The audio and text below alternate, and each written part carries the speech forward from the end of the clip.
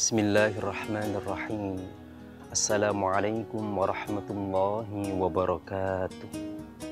Alhamdulillahilladzi arsala ilaina afdhala rusulih wa syara'a lana a'zama syara'i'i dini wa anzala ilaina afdhala kutubi wa akramana bi syafa'ati khairi khalqi.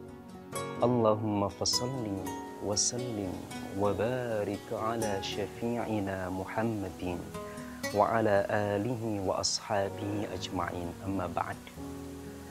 Bolos Tiar TV yang berbahagia, alhamdulillah, kembali kita berjumpa di program kesayangan kita, Titian. Sebagaimana kita tahu tersebutkan dalam Al-Quran Surah Ar-Rum ayat 21, di antara tanda-tanda kebesaran Allah adalah menciptakan untuk setiap kita berpasang-pasangan. Di ayat itu Allah menyebutkan di antara tujuan kenapa kok pasangan itu dihadirkan dalam kehidupan kita adalah litaskunu ilaiha, supaya kalian, kata Allah, itu taskunu dari sakana yaskunu, anteng, gak usrek. Nah, tujuannya adalah supaya anteng. Yang menarik di sini adalah sebagaimana tersebutkan dalam beberapa kitab tafsir dan juga disampaikan oleh Grand Syekhul Azhar Ad-Duktur Asy-Syaikh Tontowi. Beliau menyampaikan di antara rahasia Allah menggunakan kata taskunu yang dimana dalam bahasa Arab ini adalah kata kerja.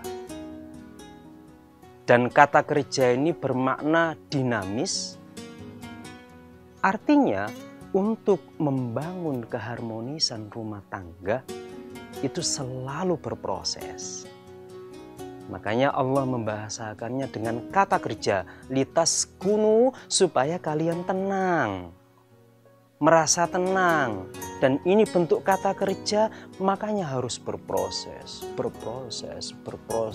terus sampai terpisahkan oleh maut. Nah, untuk membina keharmonisan rumah tangga itu adalah satu PR tersendiri bagi siapapun pasutri, siapapun pasangan suami istri. Terlebih di era seperti ini, global seperti ini, menjadi tantangan tersendiri membangun keharmonisan antar pasangan. Nah, di sini akan kami sajikan beberapa bentuk romantisme baginda Nabi Muhammad Sallallahu Alaihi Wasallam terhadap istri-istri beliau. Tersebutkan dalam beberapa kitab sirah nabawiyah. Istri baginda Nabi itu yang banyak direkam dalam kitab sirah nabawiyah itu yang masyhur berjumlah 11. Meskipun ada sejarawan muslim yang menuliskannya 13. Ada Sayyidah Khadijah, ada Sayyidah Saudah, ada Sayyidah Aisyah, ada Sayyidah Hafsah, ada Sayyidah Zainab, ada Sayyidah Ummu Salamah, ada Sayyidah Zainab binti Jahsh, ada Sayyidah Juwairiyah, ada Sayyidah Ummu Habibah, ada Sayyidah Safiyah binti Huyai, ada Sayyidah Maimunah, ada Sayyidah Maria Kibtiyah, ada Sayyidah Raihanah radhiyallahu ta'ala anhunna. Nah, dari kesekian, ya mungkin boleh bertanya begini, mungkin, mudah-mudahan tidak bertanya, loh, baginda Nabi kok bisa sampai belasan beristri? Tentu ini sudah pernah saya bahas di episode tentang apakah yang datang dari baginda Nabi itu selalu berstatus sebagai sunnah.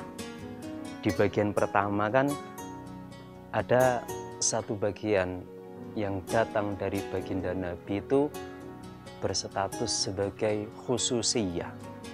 Artinya itu adalah hak khusus untuk baginda dan tidak berlaku untuk umatnya. Di antara yang khusus ini adalah beliau baginda diizinkan oleh Allah untuk beristri lebih dari 4, sementara Anda bolo, jika mampu, catatannya ya, jika mampu silahkan lebih dari 1 sampai batas maksimal 4.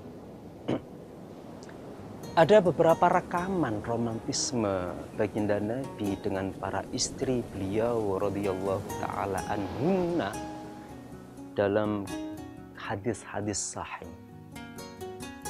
Akan saya sajikan 10 romantisme baginda Nabi dengan para istri beliau.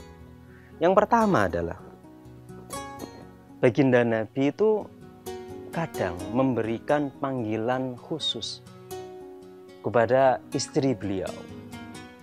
Dan yang paling populer ini diberikan kepada Sayyidah Aisyah radhiyallahu taala anha sebagaimana tersebutkan dalam hadis riwayat Bukhari nomor 3768 dan Imam Muslim nomor 4480. Baginda Nabi itu kadang memanggil Sayyidah Aisyah itu dengan ya Aish atau ya Waish.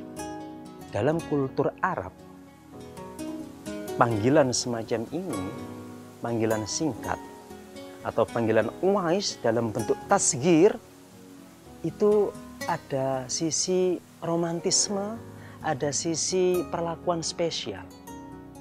Atau dalam riwayat lain, Sayyidah Aisyah itu dipanggil oleh baginda Nabi, ya Humaira, wahai istriku yang pink.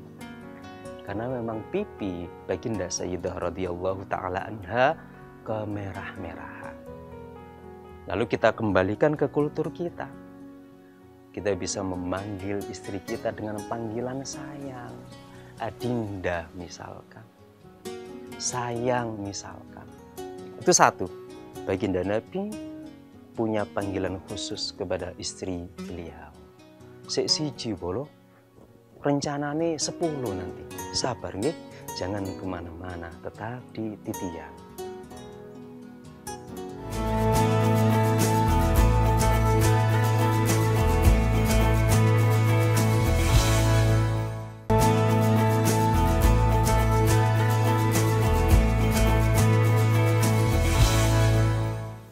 Kita sudah dapat 1 bolo romantisme baginda Nabi kepada sang istri. Beliau punya panggilan khusus. Berikutnya adalah yang kedua, baginda Nabi itu kadang-kadang dalam banyak hal, sering berarti, itu menempelkan mulut beliau ke bekas peralatan makan istri beliau. Atau baginda Nabi itu dahar makan bekas apa yang dimakan oleh istri beliau. Ini sebagaimana hadis yang diriwayatkan oleh Imam Ahmad nomor 24373 dari Sayyidah Aisyah. Dalam satu kesempatan, baginda Sayyidah Aisyah radhiyallahu taala anha itu minum. Kemudian gelas bekas yang diminum oleh Sayyidah Aisyah itu digunakan oleh baginda Nabi untuk minum dan dipas bekas bibir Sayyidah Aisyah minum.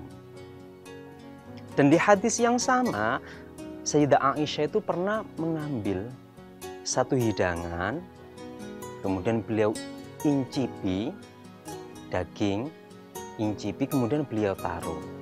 Lalu baginda Nabi meraih daging itu yang telah dimakan, didahar oleh Sayyidah Aisyah, dan beliau menggigit pas di bekas Sayyidah Aisyah menggigit hidangan itu. Wah, romantis banget bolo. Jadi jangan sungkan-sungkan. Ini lebih romantis daripada sepiring berdua. Artinya di bekas bibir istrinya, baginda disitulah juga menikmati makanan. Barangkali bolo ya, rahasia pertemuan bekas bibir ini juga bisa meningkatkan romantisme pasangan suami istri. Oke, lanjut yang ketiga. Nah, ini yang ketiga bolo. Ini juga baginda Nabi itu pernah mandi bersama dengan istri beliau. Loh, mandi bersama? Sebentar bolo. Dalam perspektif syariah, pasangan suami istri itu memang tidak ada batasan aurat. Justru ketika suami atau istri dalam kondisi sendiri atau kita dalam kondisi sendiri itu kita masih punya aurat. Apa? Bagian yang paling vital itu tidak boleh kita lihat lan-lanan. Namun ketika dalam rangka membangun romantisme pasangan suami istri, antara istri dan suami itu los, tidak ada batasan aurat. Dan Nabi meneladankan ini. Dalam beberapa kesempatan baginda juga mandi bersama dengan Sayyidah Aisyah radhiyallahu taala anha, sebagaimana hadis yang diriwayatkan oleh Imam Bukhari nomor hadis 253 dan Imam Muslim nomor hadis 484. Wah, ini mandi bersama diriwayatkan dari Sayyidah Aisyah. Itu boleh ya, jangan sungkan-sungkan mandi bersama istri, jangan sungkan-sungkan mandi bersama suami. Ini loh, dalam rangka memupuk romantisme. Karena jejodohan itu bukan sejam, 2 jam, hari, minggu, bulan, tahun, seumur hidup.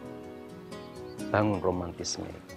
Berikutnya yang keempat adalah, nah, baginda Nabi itu kan dalam kitab Sirah Nabawiyah bolo, itu kan kondisi fisik beliau digambarkan, rambut beliau itu ikal dan panjang hampir menyentuh bahu. Semangar bolo ya. Ya karena memang tradisi pria saat itu memang rambutnya segitu. Bolo saja kalau nonton film-film kolosal ya, atau Mahabharata, atau film-film yang dari Mongol, atau film-film yang kolosal pokoknya, itu kan rata-rata prianya segini. Jadi kalau pakai kostum perang itu gagah. Dan tradisi di era baginda Nabi seperti itu. Pria rambutnya hampir menyentuh bahu, dan karena panjang, baginda Nabi itu sering bolo minta tolong istri beliau untuk menyisiri rambut. Dek, tolong rambutnya mas disisir. Wah, sip. Itu baginda Nabi sambil tidur di pangkuan sang istri disisiri gitu. Oh, saiki gak ono sing gondrong Pak Ustadz. Gundul kabeh, yo diminyaki lah. Ganti, bukan disisir. Minta tolong istri itu mbok ngelaburi minyak tau apa. Yang penting ada romantisme antar pasutri. Kemudian yang berikutnya, yang kelima bolo. Yang kelima, baginda Nabi itu punya cara yang unik. Ketika mendapati sang istri itu marah bolo. Ya dalam kapasitas sebagai manusia, tentu baginda beserta keluarga, istri maksud saya, itu juga pernah dihadapkan dalam perasaan yang memancing amarah beliau. Sebagaimana hadis yang diriwayatkan oleh Ibnu Sunni dari Sayyidah Aisyah ya.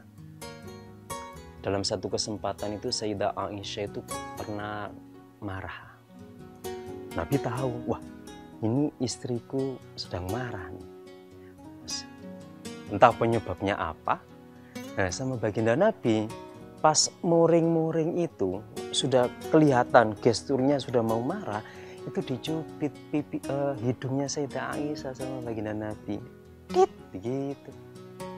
Baginda Nabi bilang doa. Allahumma rabba Muhammadin. Ya Allah, ya Tuhannya Baginda Muhammad, redamlah marahku. Jadi dicubit pipinya Sayyidah Aisyah. Dit gitu ya Sayyidah Aisyah ya. Jadi lucu. Mau nih kate muring-muring dicubit pipinya jadi gak situ muring-muring. Baginda punya cara unik untuk meredam amarah sang istri. Bolo juga bisa lah mengimplementasikan ini, entah ya apa carane. Lek sawangane nyonya ketokane kate wer ngono ya. Didik-didik ta. Dijak petak umpet sembolah ya apa carane lah. Gitu boleh ya. Kemudian Baginda Nabi masih di poin kelima.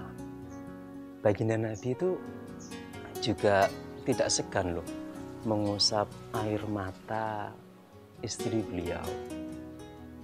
Ini pernah beliau lakukan kepada Sayyidah Safiyah binti Huyai radhiyallahu taala anha dalam hadis yang diriwayatkan oleh Imam An-Nasa'i nomor 9162. Jadi Sayyidah siapa tadi? Zainab ya. Sayyidah Zainab binti Huyai dalam satu kesempatan gini boleh ya. Baginda Nabi itu sudah mengatur schedule malam ini beliau akan tidur bersama istri ini dan seterusnya. Oh bukan Zainab, bolo. Sayyidah Sofia, maaf ya, Sayyidah Sofia. Nah dalam satu malam itu adalah malam untuk Sayyidah Sofia binti Huyai radhiyallahu taala anha. Sudah, Baginda Nabi jemput bolo. Kemudian Baginda Nabi sudah menyiapkan kendaraan unta dan kebetulan unta yang disiapkan untuk Sayyidah Sofia binti Huyai radhiyallahu taala anha itu jalannya pelan gitu. Ini Sayyidah Sofia naik, Baginda Nabi yang nonton untanya. Blek.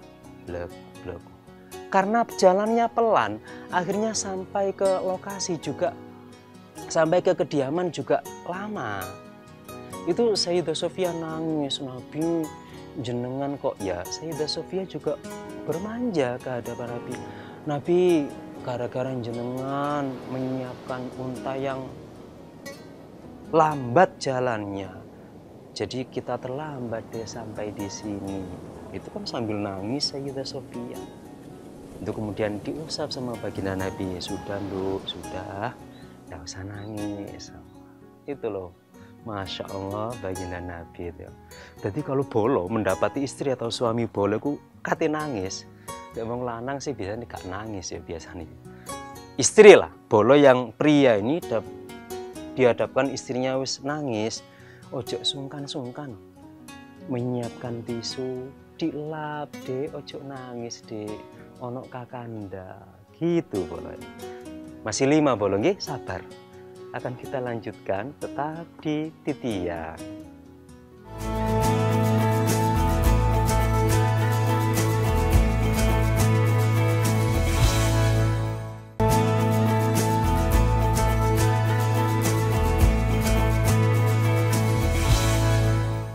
Baik bolo, kembali di acara kesayangan kita Titian. Sudah 5 romantisme Baginda Nabi kepada istri. Ada 5 lagi.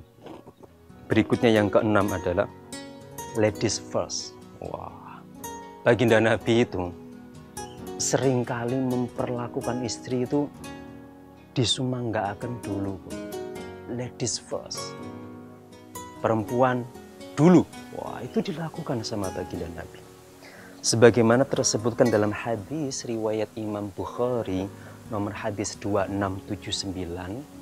Dalam satu kesempatan itu Baginda Nabi dan Sayyidah Safiyah binti Huyai radhiyallahu taala anha dalam perjalanan transit kemudian mau melanjutkan lagi. Baginda Nabi menyiapkan dudukan untuk bonceng istri beliau Sayyidah Safiyah. Kemudian ketika terus Baginda Nabi setelah menyiapkan itu kemudian beliau berlutut. Nah, lututnya itu diposisikan, kemudian memanggil sang istri. Monggo Dek, silakan naik ke unta dan lutut baginda Nabi yang dijadikan pijakan untuk naik. Ladies first. Wong lanang itu yo kudu ngalah. Disumanggaken nyonyanya dulu. Gitu bolo ya. Ojo kok selalu aku mangan dhisik, Dik. Kalau bisa, Dik, monggo dahar bareng. Atau pas gak esok bareng, pastikan nyonya itu lebih dulu makan. Oke, berikutnya yang ketujuh bolo. Di antara romantisme baginda Nabi adalah mengantarkan sang istri. Nah, ini sebagaimana tersebutkan dalam hadis riwayat Imam Bukhari nomor 1897. Dalam satu momentum, baginda Nabi di Masjid Nabawi, istri-istri beliau ada di situ. Kemudian sudah waktunya pulang, para istri diperkenankan wangsul ke dalamnya masing-masing. Terus baginda Nabi matur ke Sayyidah Sofia binti Huyai, la ta'jali hatta ansarifa ma'aki. Dek, ojo kesusu. Nanti loh, saya akan jalan bareng sama kamu. Wah, diantar Sayyidah Sofia sampai ke kediaman beliau. Jadi ojo sungkan-sungkan bolo mengantarkan istri belanja ke minimarket misalkan. Mengantarkan istri nyalon.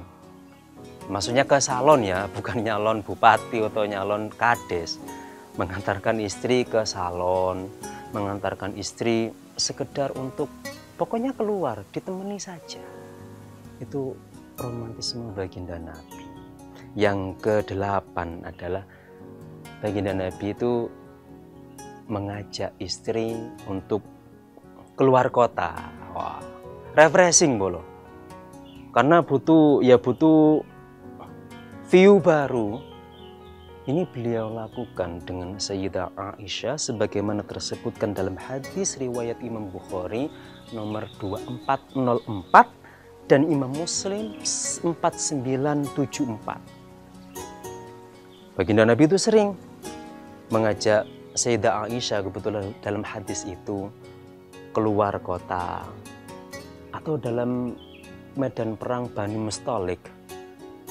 Baginda Nabi kan juga mengajak Sayyidah Aisyah radhiyallahu taala anha. Diajak bolo keluar kota. Jadi yo sing sering ngajak nyonya itu keluar kota, ngelencer, nyenengno. Cek rezekine deres bolo.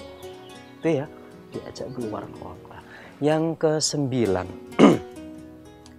Baginda Nabi itu kadang kalau ingin diskusi dengan istri, itu ya beliau mengajak sang istri tercinta itu keluar rumah. Jadi ketika diskusi hal-hal yang penting, tidak melulu di dalam kediaman beliau. Sesekali beliau juga mengajak istri keluar rumah untuk berbincang-bincang. Kalau tadi kan keluar kota agak jauh nih. Kalau ini ya keluar sekitar rumah saja sambil bermain. Ya wis, seolah-olah bukan seolah-olah ya. Kalau dibahasakan pacaran, yo nggak pacaran. Yo baginda Nabi yo keluar saja rumah sekitar rumah untuk sekedar ngobrol sama Sayyidah Aisyah sebagaimana dalam hadis sahih nomor hadis 4810. Dan Imam Muslim nomor hadis 4477. Itu baginda Nabi sering ngajak Sayyidah Aisyah, ya Humairah, wahai yang kemerah-merahan, ayo kita keluar sebentar berbincang. Jadi bolo saat ini bisa lakukan dengan jogging misalkan weekend sama nyonya berdua sambil berbincang di sekitar rumah. Atau yang lagi tren saat ini kan goes. Ya nggak apa-apa gue sama nyonya berdua sambil berbincang-bincang. Gitu boleh ya. Yang ke-10 baginda Nabi itu dalam satu kesempatan itu mengajak istri untuk makan di luar. Dahar di luar. Baginda Nabi nang warung. Enggak bolo. Jadi gini, Sebagaimana tersebutkan dalam hadis riwayat Ibnu Hibban nomor 5301, satu kesempatan itu ada orang sahabat dari Persia jago masak, masakane enak pokoknya, pol enake.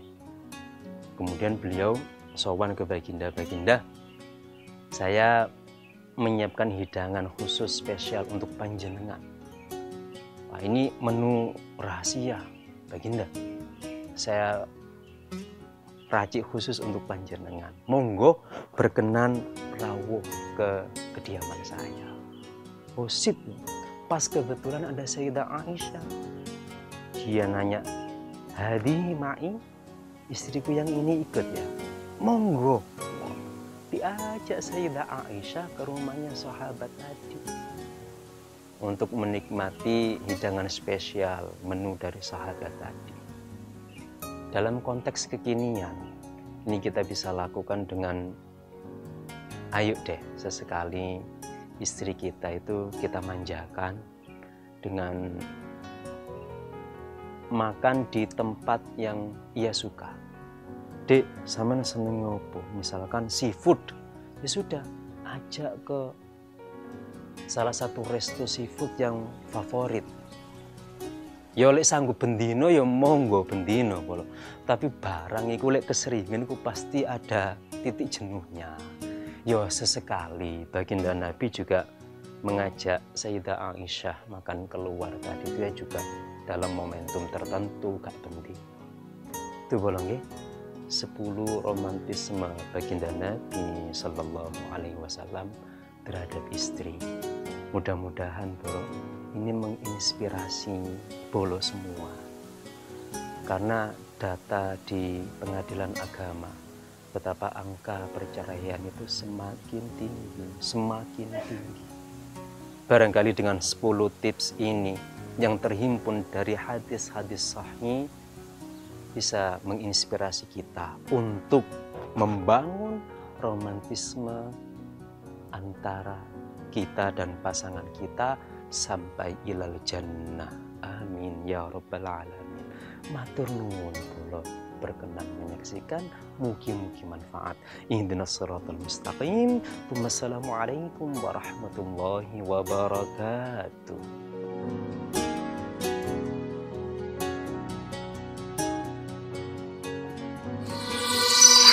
Arek TV.